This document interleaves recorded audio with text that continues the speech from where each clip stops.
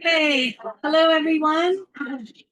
Sorry to interrupt your conversations, but we're going to get started. It's 7:02 and James's prompt. So I want to thank everyone for coming, especially on this rainy evening. Can you all hear me? Okay, great. My name is Susan Barba, and I have the pleasure of introducing these three amazing poets. And I'm going to introduce each one in the order in which they're speaking, and then I will cede the floor to them. So thanks again for coming, and thank you to James for having us here at the Grolier. First up is Diana Arterian. Diana is a poet, critic, translator, and editor who earned her PhD in literature and creative writing at the University of Southern California and her MFA in poetry from Cal Arts. Diana has 2 books out this year, a co-translation of the Afghan poet Nadia Anjuman's work, and this beautiful book, Agrippina, is that correct? Yeah. Agrippina the Younger, which came out in June with Northwestern University Press. Diana is a poetry editor at Noemi Press, and she was twice a finalist for the National Poetry Series. She's received fellowships from the Banff Center, Caldera Malay Arts, Vermont Studio Center, and Yaddo. Her work has been featured in Bomb, Brooklyn Rail, Harvard Review, NPR, the New York Times Book Review, and elsewhere. She writes the annotated nightstand column at LitHub and lives in Los Angeles. Her new book, Agrippina the Younger, is a tour de force. It's a lyric biography of an ancient female descendant of Julius Caesar, Agrippina the Younger. Who, you might be thinking? Well, as Diana recounts in her poem, The Palatine Hill, Agrippina is a woman whose life narrative, as we know it, was defined by a handful of men. She became the Empress of Rome after tricking her uncle Claudius into marrying her and adopting her son Nero. She lived 2 millennia ago, and the 3 memoirs she wrote were destroyed. But Diana has rescued Agrippina from glancing mention in the imperial histories, and with great sympathy and curiosity restored her to the centrality of her life. Diana's journey to find Agrippina and to animate her story alters both our perception of that history and our perspective on ambition, power, and misogyny in our own time. And these are just incredibly powerful, visceral poems about the drama and tragedy of this woman's life. Frannie Lindsay will read next. She is a graduate of the Iowa Writers Workshop and the author of 6 volumes of poetry. Her book awards include the May Swenson Award, the Washington Prize, the Perugia Prize, and the Benjamin Saltman Award. She's held residencies at Yaddo, MacDowell, and the Malay Colony, and has received fellowships from the NEA and the Massachusetts Cultural Council.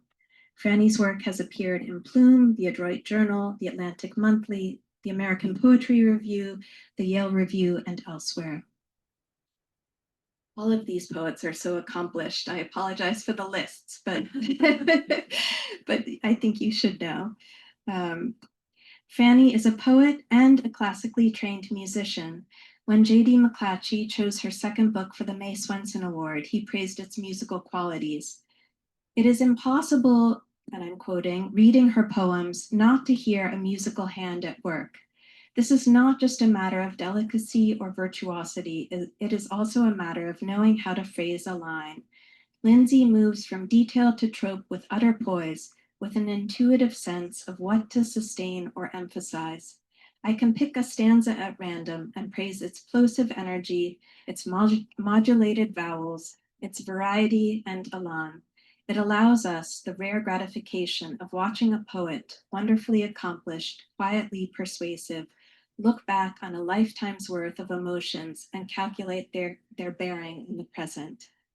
So I can't do much better than Sandy McClatchy in describing her poetry, and it's only more the case now with her 6th collection, The Snow's Wife, published by Cavankerry Press in their Notable Voices series in 2020. This is a moving book of elegies for her late husband and of sensual and spiritual evocations. I'm glad we have the opportunity now to hear her read from this book. as I imagine its publication was, like many things, compromised by the pandemic. And finally, we'll hear Ariel Yelen read from I Was Working, published by Princeton University Press and selected by the New York Public Library as a top 10 best book of 2024. Ariel is the recipient of a creative and performing arts Fulbright. She's taught poetry and interdisciplinary courses at Columbia, Rutgers, the Loft Literary Center, and Mana Contemporary. She lives and works in New York City. Her book, I Was Working, is a deceptively casual, disarmingly colloquial, and cumulatively weighty investigation of the effects of capitalist labor on the soul. These are deadpan takes on the daily tension of parceling out as a commodity of finite lifetime. City and self, labor and leisure, poetics and politics are all part and parcel of I Was Working. Ariel is a latter-day descendant of Frank O'Hara, updated for the 21st century with our QR codes and Venmo. She is both philosophical and flip in the old positive sense of being someone from whom words flow easily, or so it appears on the page. And she is seriously funny, as she writes in the poem, Taking the Ferry to Work Like an Adventurer. Quote, hold on, let me get my jacket. No one at work can know I have breasts, unquote. Thank you. I'll stop there, and I look forward to hearing from our poets.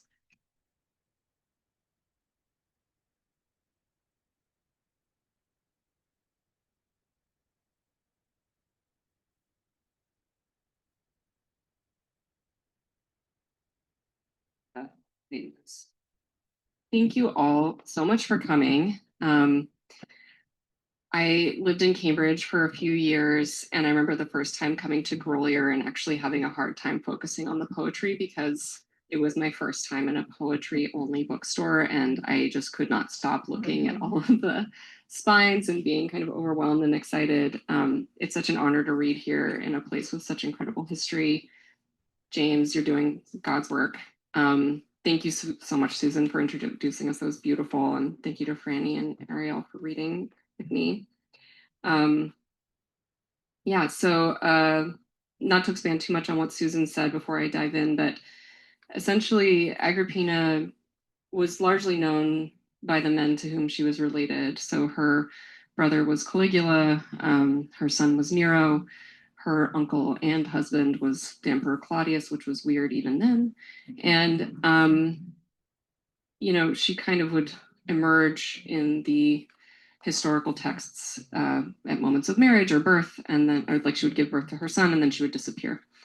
But she also very clearly was somebody who felt that she deserved power, despite the fact that she was legally a second-class citizen in ancient Rome, and used her good name. She was part of a noble family, and her son to essentially make that possible. And she used men as puppets to run the empire and do so quite well.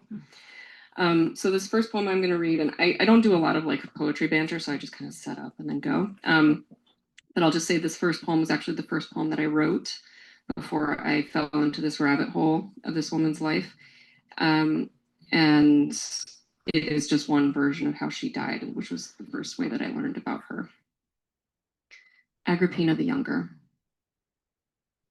Nero had her cut down, the middle to see, the womb that formed him. And as he peered in the cleft, that exposed organ began to pedal outward, growing and deepening to an enormous vagina until he looked in and saw only darkness. So he burned prisoners in his garden for light and shut her up behind a large carving. Her remnants quietly broke off, moving into Nero, Piso, Vindex, Galba. So there were hauntings and blood and exile and suicide. Nero shucked sea urchins, plucked songs on his lyre, and she continued to grow until she held all of Rome, which burned and was rebuilt, while she tessellated, fanned, and Agrippina smiled with her mouth of bloody eye teeth. The Palatine Hill. I walked the Palatine Hill for some hours, the sun beginning to heat, then moved to a bench under a large umbrella pine, brown dull needles snapping. I try to see what Agrippina saw, smell the needles, hear beetles or crickets sounding like rock carving into rock or into reeds, wood. The trees, perhaps different tree types, the birds maybe, but the paths the same, the stones, the hotness. A woman close by carries a long, thin banner of wilted fabric. Walking backward, she calls information to those who follow. Agrippina the Younger became the Empress of Rome after tricking her uncle into marrying her and adopting her son. She murdered her uncle later. And I smile, for how strange that a handful of men defined this woman's life narrative, and it continues even as the buildings she moved through have begun to crumble back to the earth. The Palatine Hill. I'm here to collapse the disk of time, stand beside her. But these aren't even all her same structures. I look at one and my mind turns to how she might have passed through an archway, hand grazing a wall, then the placard, 200 years after her death. It all looks ancient to my ignorant eye. And what holds or fails is so arbitrary. Frescoes from 2 millennia ago appear fresh, a large, relatively young marble building reduced to nubs and dirt with a dark sign as a marker. Then there was the taking of stones from one thing for another, the huge bronze statue thrashed to pieces for valuable reuse. The many sackings of Rome brought fire and blood, but amazingly raised little. I learn what survives best is buried. What is buried continues to surface. With each dig for a subway line, more. After excavation, a little metal gate at its lip so you can peer. Cats are quick to move in. The city built, torn, built over, so every scene is thoroughly changed since her lifetime. I can never see her visions, a strange wanting, this continual dance of nearly but not sapping me. It is so hot and dusty here, the moment I return to my rented space, I fling my shoes and lather from my feet up to my knees. Prone on the couch under cool air, I think of the ancient cave found in France, the rock where cave people stubbed out torches. The carbon is dark as if just done not 30,000 years ago. Then the engraving found in a cave in South Africa dated over twice that old. I think, as a white American especially, this amount of time passed is beyond what I've been trained to hold in my head. To get to old human-made structures where I grew up, you must drive through hours of desert, scramble down dirt paths into canyons. And I have done this, seen ancient indigenous people's homes under cliffs, their hieroglyphs bigger than me. Most are riddled with bullet holes. As a child, I found a flat place with countless arrowheads glinting. I held some, seeing the chips in glassy rock made by hands so long ago, and I left them behind as is respectful. The oldest object I have ever touched that isn't a land formation was when I somehow went on a paleontological dig in New Mexico as a 12-year-old. Everyone else scientists and intrigued non-scientist adults. One paleontologist guided us in the more hardscrabble fossil finding. We hunkered down on a small mound of thumb-sized rocks. He lifted one, explained it was fossil and what to look for, how to try to find the broken piece. I scanned and picked one, holding it out. Like this? He took it, reuniting the knob with the other in his hand. It fit so perfectly. With his surprise at my quickness, he only managed, yup. A few days later, I held a brow horn brought out from the dirt. Agrippina, age 5. She sees the trail of gore and follows, finds a small roe deer, arrow almost, through the neck. Crouching, she pushes it out, breaks the tip, slips the shaft from the deer as it kicks, weakly. She lifts its head to her lap, strokes between the eyes, cradles the ear with her little hand. Ticks move to the hairless arms, blood pumping out the hole, then less. The breaths more and more shallow. She hums as her mother does the baby. The deer's tongue slips quietly from between its teeth. The girl still pets as the woods and head grow cold. She eyes the large warm belly, wants to press, massage whatever, out. Build a fire beneath so the flesh will open and show. She sees the fire, the fur all blackly twisted, skin splitting, the pink fawn's eye on her. Agrippina, age 13. Domitius gives her a ring of iron. Agrippina fingers it under her robes while slaves weave her hair with flowers. Place gold on her neck and wrists. She thinks of the man older than her father ever was. At the ceremony, a pregnant sow is brought forward, dark and wreathed in leaves.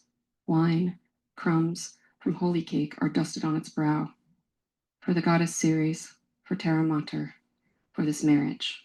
A man raises his axe, blunt side down, strikes the sow, slices the stunned animal's throat, opens her belly.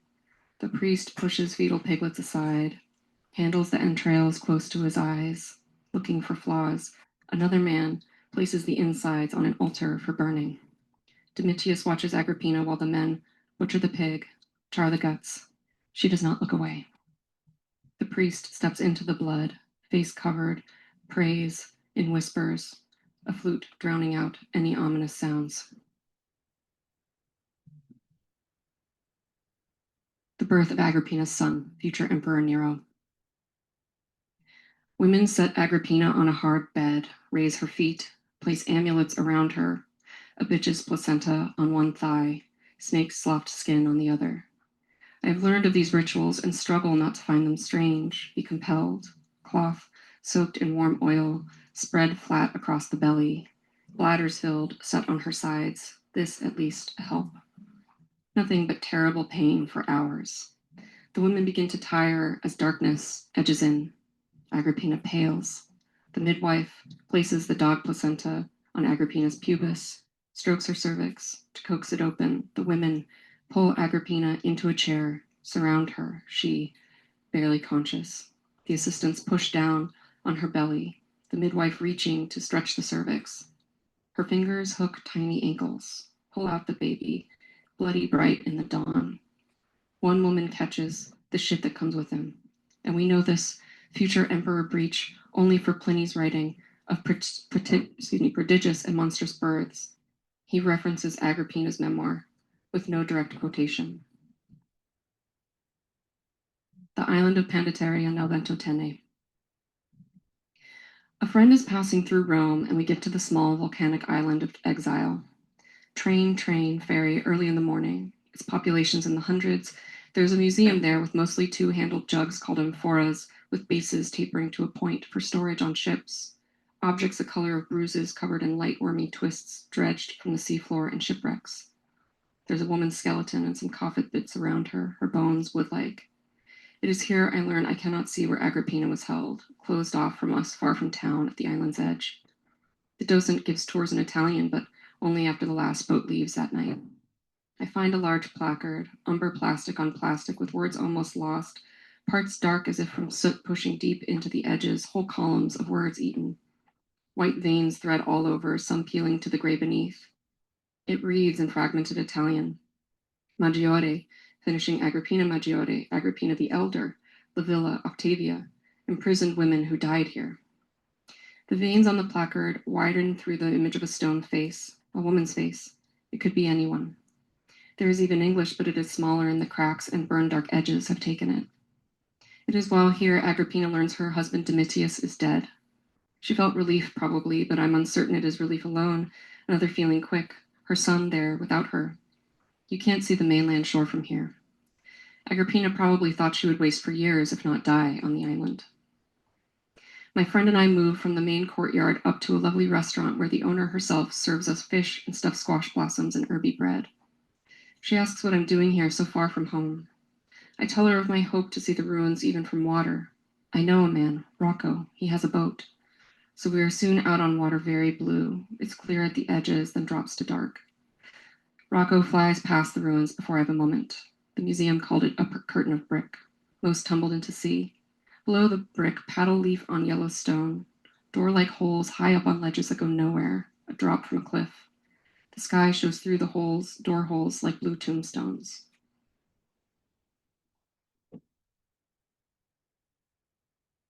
And this poem is after she marries her uncle Claudius, the emperor. The material marital benefits for Empress Agrippina. The couple stamped in gold infinitely moves from hands to other hands, a holy carriage carved, her carpentum of blonde wood, its draped fabric ceiling, the interior cushions, cloths, embroidered with pearls, gold, precious stones. Her son, now Claudius's son, successor, future emperor. See her in repose, the cozy grandeur cuddled up around her, eyes on the precise cloth, a breath of certainty so few of us know, as she is drawn through the city by two fine reddish mules. The assassination of Agrippina. The ship a tall flame on water. Agrippina drags herself onto shore, covered in sand and water greens. She pants on her back a while. A light there on her eyes. She opens, sees a blade. There is no stopping what has already happened. A band latches on my throat. I want her to have power of command here too, to slow the inevitable down to tenderness. Wait, she says, and he does. They sit cross-legged, telling of many things, every moment that has led to this one. But time passes. There is no more to tell.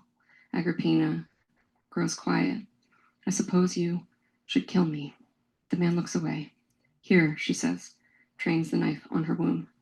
Do it here, so maybe he, too, will feel it. Thank you.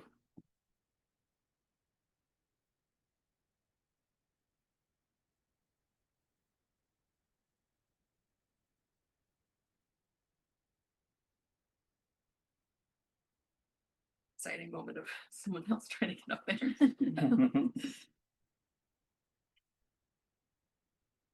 Take your time. Do you want me to? You're fine.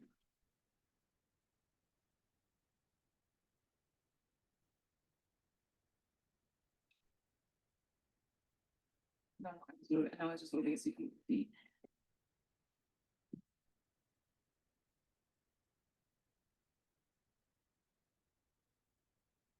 Hello, everyone. What a pleasure to be here. And thank you so much for coming out on this lousy night. Diana, it was just a joy to hear your work and so moving. I'm in tremendous admiration. And thank you, Susan, for introducing us. And Ariel, I'm really excited about hearing you. Okay. Can you hear me okay? Yeah, here I might move it down just a little. Okay. Is that better? Okay. I'm going to start with poems In the Snow's White, which, as James said, is about, as Susan rather said, concern the death of my husband. And I'm going to start with the very first poem in the book, which is called Falcon.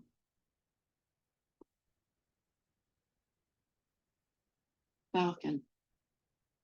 Your body lay alone with its readiness. We shared our bright, harsh peace with the air of the porch, the sun a gentle stranger. The squirrel you once shooed from the feeder snatched a white crust of your sourdough. We laid our palms down in your sternum's precipice. We rested our hands in your silent white hair, on your ears and your white, unfeeling fingers. We dried the tear that remained on your cheek. We opened the drapes. We opened the cupboards. There were your goblets, the rest of your whiskey, your pocked birthday spoon, clean tea towels folded asleep, and your bathrobe all on its hallway hook. On the bedside table, water stood in its cup. Your thirst had stopped. The Christmas cactus put forth a blossom. Your King James Bible perched on its chestnut stand like a falcon, wings opened wide to Isaiah. Once I watched a female peregrine swoop on a field mouse. I watched some boys swoop on a muddy red frisbee. Their clean hair glistened. In the white chapel, an amateur choir fumbled an anthem's opening notes. The peregrine came to rest on the birch tree's scarred white arm. It shook with her sudden weight. Some dry leaves fluttered with afterlife. She came for her lonesome beast, her labor of snapping the still moist bones. In the harsh and bright noon peace, she tore and ate.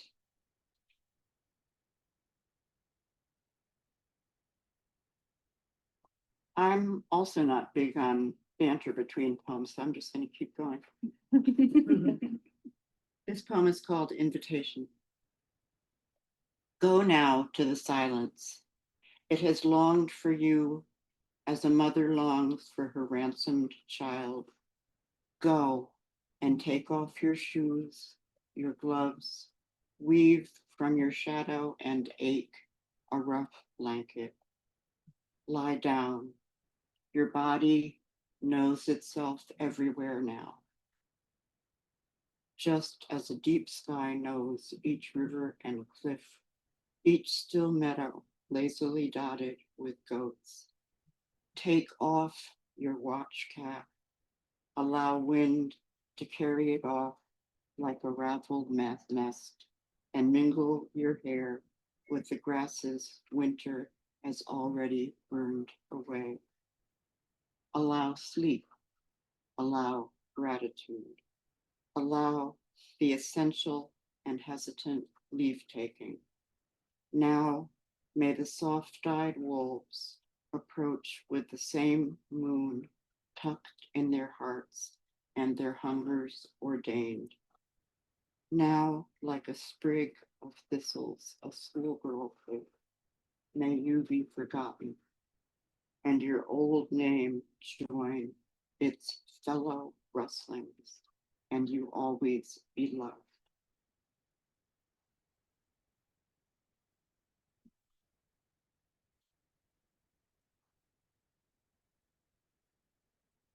Saturday. I thought I should never be happy again, but here is the pond that slakes the whole thirsty city. Here are the long-necked trees leaning over the water, all getting along with each other. And here come two women in saris the color of peace that could last a while. And here comes the girl with pink flashing stars on her shoes. I would not wish the sixth grade on anyone, but the stones seem to like the sting of her feet. Here comes the man who keeps falling headfirst into all of the ashes of Lent. He is forgiven and seems startled as if he is just now hearing a harpsichord. I thought I should not be happy again, but I have a mother who turned 112 today. She was never appalled enough, so I am inviting all of them home for tea. Frannie, will you please speak a little closer to the microphone? Sure, is this better? Yeah. Okay. November on Fresh Pond. But most of all, I have loved afternoons, the color of found pennies, and dogs at home in the worlds of only their names, and the lonely, tall and at peace with their shadows. Everything seems to be holding hands, although it is nothing, perhaps, but the light with great care joining together the proper ends of things. For in this deep moment, there is almost enough touch, and I have loved the sun lowering itself gingerly into the smooth gray water like an old woman sore from her long good day, taking a last quick swim.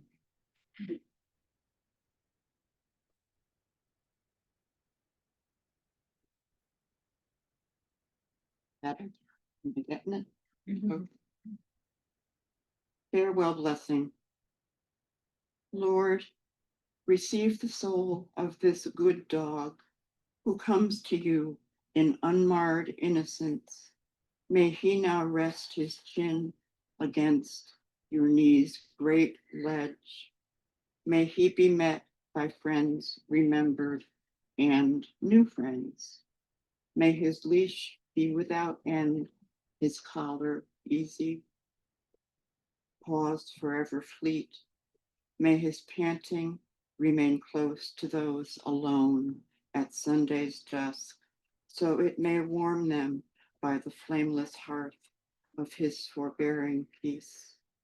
May he sleep within the perfect oval of the moon's light on a window seat, and each star know him by its light along the pasture of his wintermost earth.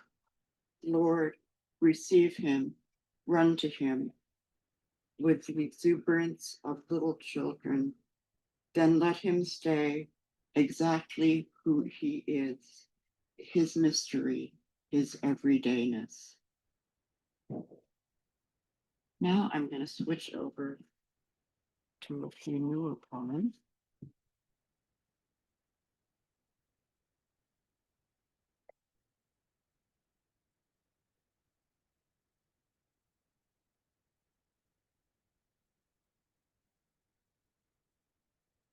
Forgive me for the argument I seem to be having with this microphone. Am I doing okay? Okay. This is called Ferris Wheel Elegy.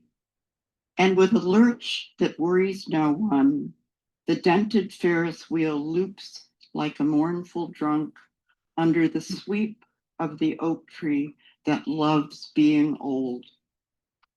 I have needed an unshiny place where I can think, so I climb aboard and Pinky, the sour old codger with no front teeth, refuses my dime, for I am this night's sole traveler, and my feet brush the deer-pocked leaves each time my little blue gondola rocks and rustles through them, and out over stars I will not see again. Now that is taken, this is a true story. When I was in graduate school, sort of on the outskirts of Iowa City, there was this little park, and among swings and things that kids play on, there was this old Ferris wheel. And I would go at night when nobody was there, and I would get on it. And this old guy would take my money and give it right back. And I would ride this Ferris wheel all by myself, and it would swoop up through this big old tree, and I could reach out and grab the leaves and look at the stars, and I would just ride it for the 5 minutes I had on, and it was just a little piece of heaven, and I've always remembered that story of graduate school.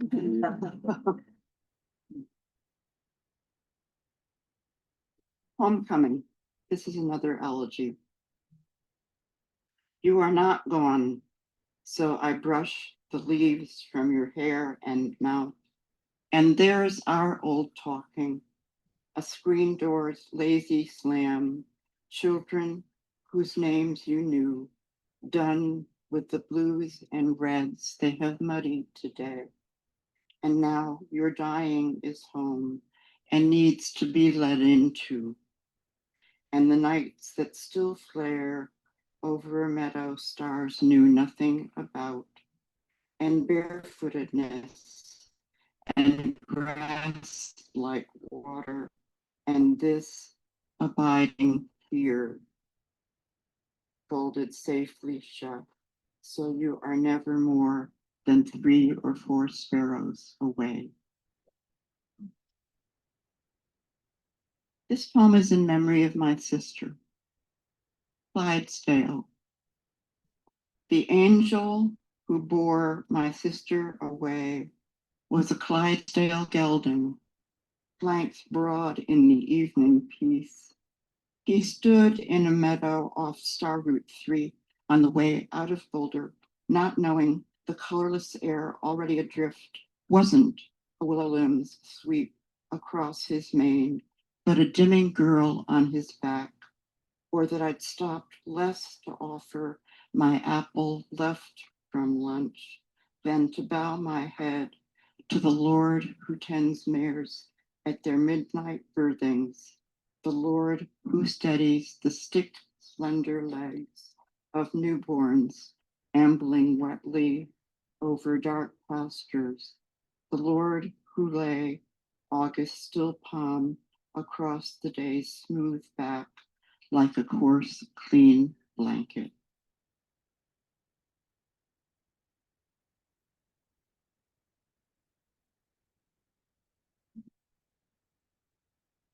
Prayer against remembering. Lord, don't give me back his awful drugstore reading glasses, or his flannel shirts, or his quick and easy tears, or the socks he couldn't mend, or his smell of dish soap and verbena, or his enormous shoes, or the corsage he made of autumn leaves, or his Portofino baseball cap, or his peacoat with the missing button, or his umbrella with the fractured spoke, or the intermezzo that I played for him, or his name, not even that. Don't return them yet, Lord, save them. Then, when death draws even closer than a lover, leave a light on. I will need them all beside my bed so I can see them.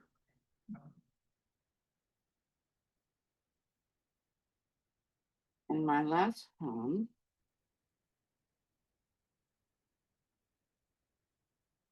is a little bit lighter.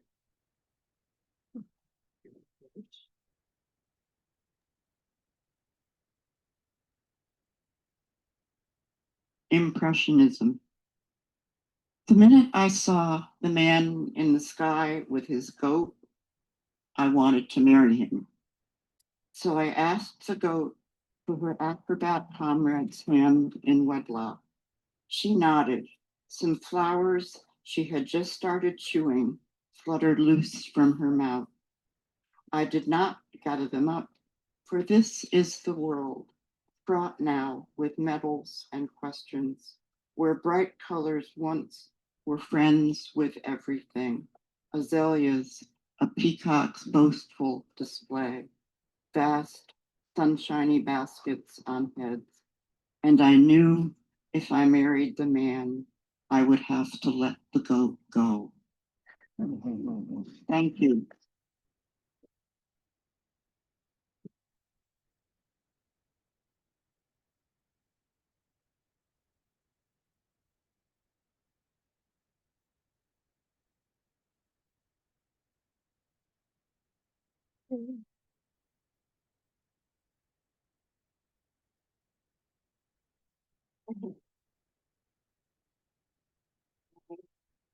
Thank you so much, Frannie and Diana. That was really beautiful.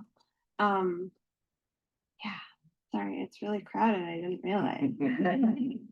I have a fond place in my heart for Harvard Square. I grew up in a neighboring city and in high school with a friend who's actually here tonight, even though she lives in Spain. Usually we would come here, we would like walk around. Why did we just want to walk around? We would get like iced coffee at Pete's. Is Pete's still here?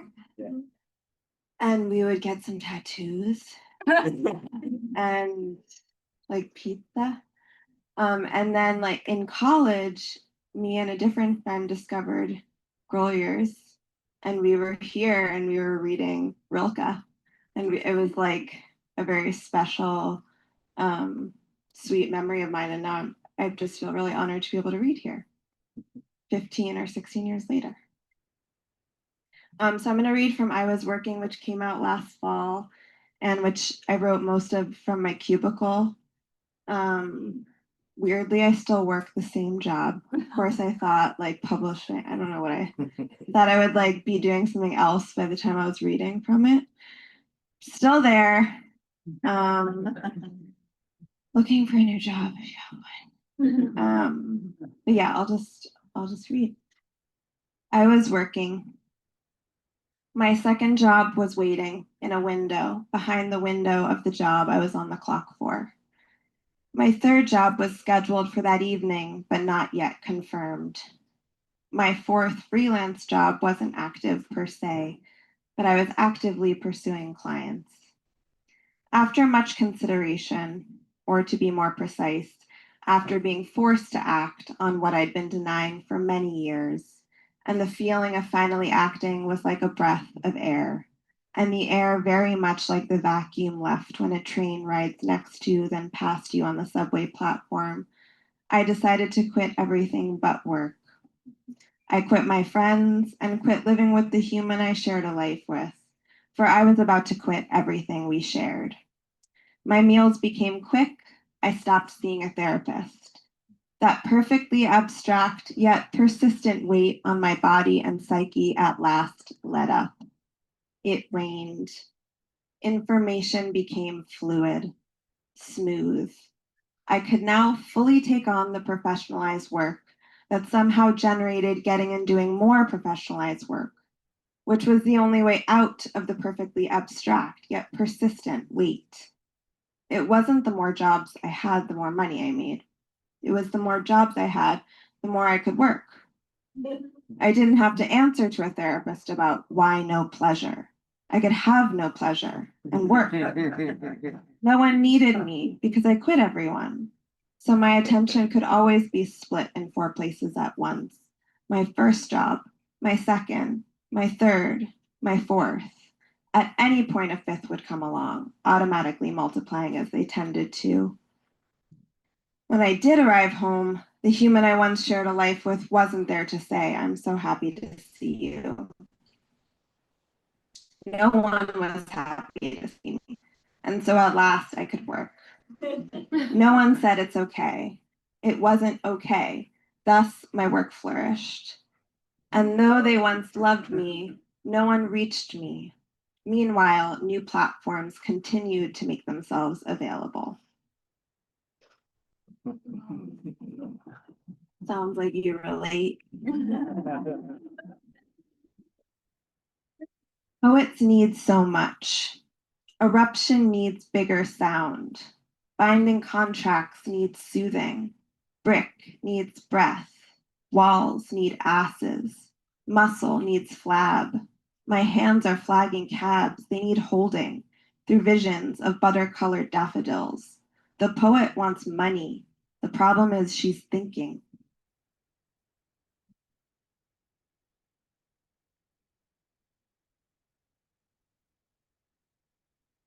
Revolution. The new microwave at work has begun to make the most beautiful sound as it finishes cooking. When it first appeared some weeks ago, it was impressively silent while heating food on its circular base. Either someone changed a setting or it has liberated itself. I've begun singing the alto part in harmony with it when it plays, and I've been adding a note, the minor third, before dropping to the lower fifth to finish the song in unison.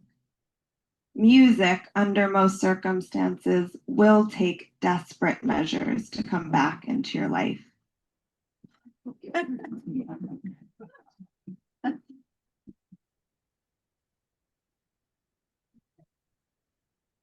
This poem stabs one's own eye, leaving me to see only the fruit I'm allergic to. Truth sets you free, I text you. You text me, I text you. Almost to First and St. Mark's, green apple blossom tightly wound, little pink buds abide. Tomorrow you congratulate your coworker on her new job. Meanwhile, you feel as though you've been stabbed in the heart, not by her leaving, but by heartburn from Chipotle. You may as well have used a sick day. You ride buses. B61 is true. M103 is true. They turn in their true and extreme ways. But seriously, congratulations.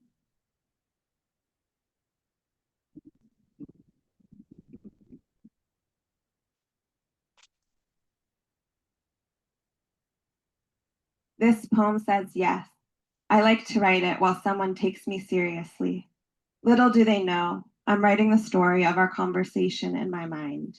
In plain speech, nothing frivolous or flowery, no commentary, just details like, then she said, and then I said, and then she said, the soup is actually good. As I write, my cubicle is being cut in half, but I can go home early. That time is finite is the announcement of your life. Note the screensaver, how it displays the unlikely story of a peaceful transition from pristine glacial lake to arid red desert. Meet you at Rainbow Falafel in 30.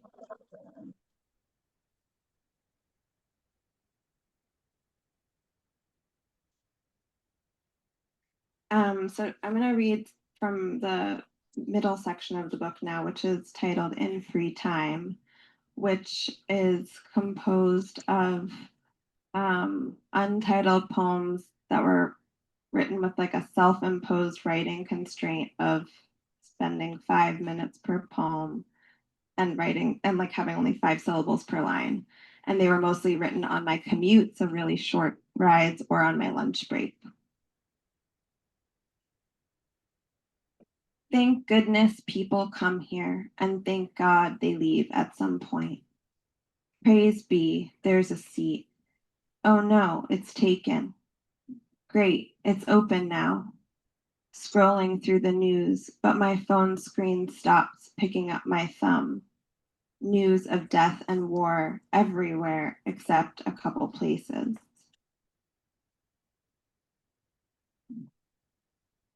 Shell of a person with fixed gaze on clock eats robotically. Language of things on repeat while people try to say feeling. The right not to be exposed to what's new. Ads and some info. The bike rack casts a shadow, tattoos a snake onto pavement. Mine eyes are spicy from the screen. My knees are sore from sprinting in platforms across the city to all my things. Everyone on the train's yawning. I try not to, fun, but it starts to build back in my throat, inside my ears. It wants to stretch the back head open and take breath in like a baby trying not to cry. The worker must yawn.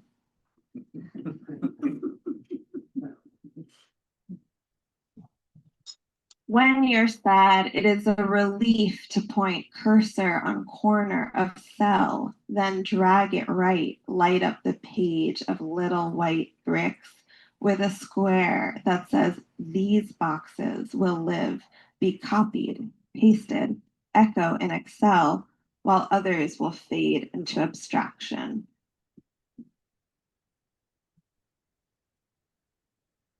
It's okay I eat my lunch on the bus. It isn't tuna. It is hard-boiled egg with scallions and dill. Please don't look over as if I'm evil. Accept the chaos of other people.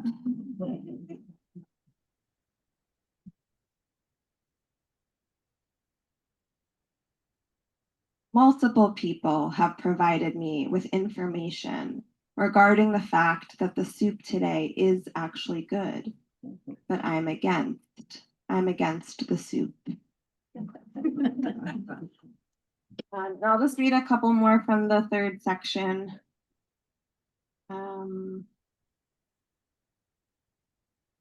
Everything good? Yes. Everything? Yes. Thank you. Everything is good. The day is good. The sweater I wear, good. The weather is perfect. The book I'm reading, good. My walk here, good. And good is good. Who can say otherwise? Who can complain? What's all the angst? The coffee's strong, no? The sun out, right?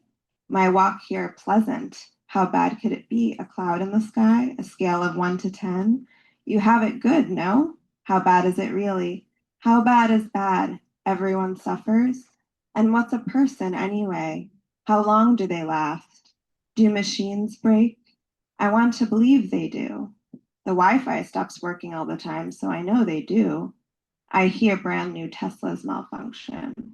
The dishwasher in the apartment I'm renting leaks. The Titanic sank. Remote controls for TVs rarely work to begin with. The elevator in the library is down all the time. Our Subaru broke while dropping me off at the airport. Rain breaks the credit card system at the grocery store. I have to pay with cash. The levee breaks. Sprinklers fail to put out fires. Tractors often need fixing. Planes crash. The vending machine breaks. Pop-Tart gets stuck. A windmill's blade falls off. My phone overheats and turns off. Apparently the torsion catapult breaks when its counterweight is too heavy. Cannons fail if there's a fracture in the wall of the cannon tube. Civilizations break down. I visit their crumbled sites for proof. Broken stone and marble in a guarded field of mint. Wild dogs bark nearby. Empires fall. And famous warmongers go down. They do. First, they might murder their own daughter near Two Rivers under a plane tree while the oppressive sun beats down. But do you see that new cement factory and beyond it the horizon line of the mountain where there now stand 3 wind turbines, sure to break someday? That's where even the deadly sun goes down. It does. That was where I was just trying to prove that machines do break. We'll go back to New York. And then I'll read a poem that my mom requested to finish. She's here. Where is it?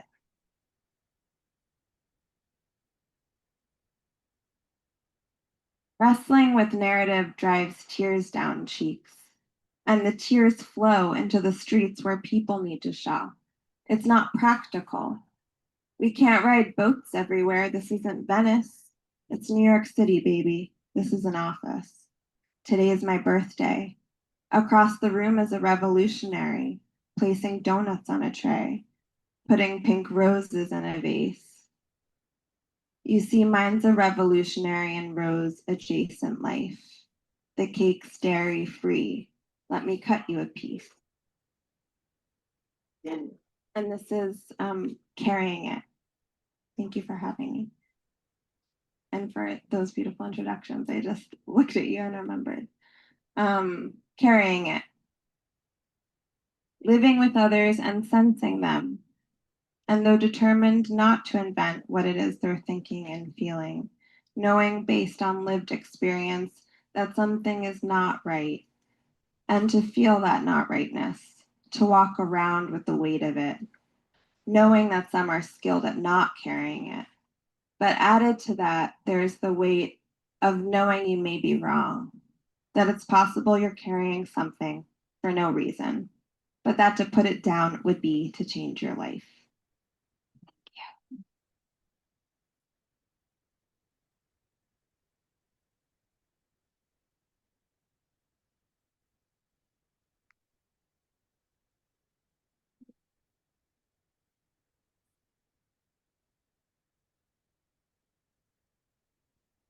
Thank you very much for joining us this evening. Let's give the poets a round of applause for it. Thank you so much.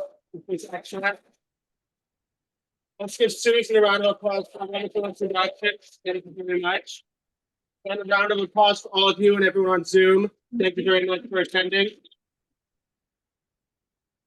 We have some books for sale. Poets will be signing books. Thank you very much for coming. If you're sitting in a seat, if you could please put it up against one of the walls, I'd be very grateful. Thank you very much. Wait, can I say one thing? Sure. Also, even if you don't buy one of our books, I'm speaking for myself, but like these events help keep the lights on for independent bookstores. You have 10 feet of poetry and they're really skinny. So there are like a million options in here. Just pick up something to support Grolier. It's so special. Thank you, Diana. We're turning 98 in September, so you know. Oh my God, when are you gonna do a centennial? It's the discussion. Oh my gosh, you can plan it. There are some ties. There's some plans? Okay. Always plan. Always plan. That was so great. Thank you so much. That was actually, can we get a photograph of the four of you? Yeah, totally. Okay, great. Such a cool book. Yeah. They have more markers in it. By yourself. Yeah. Yeah.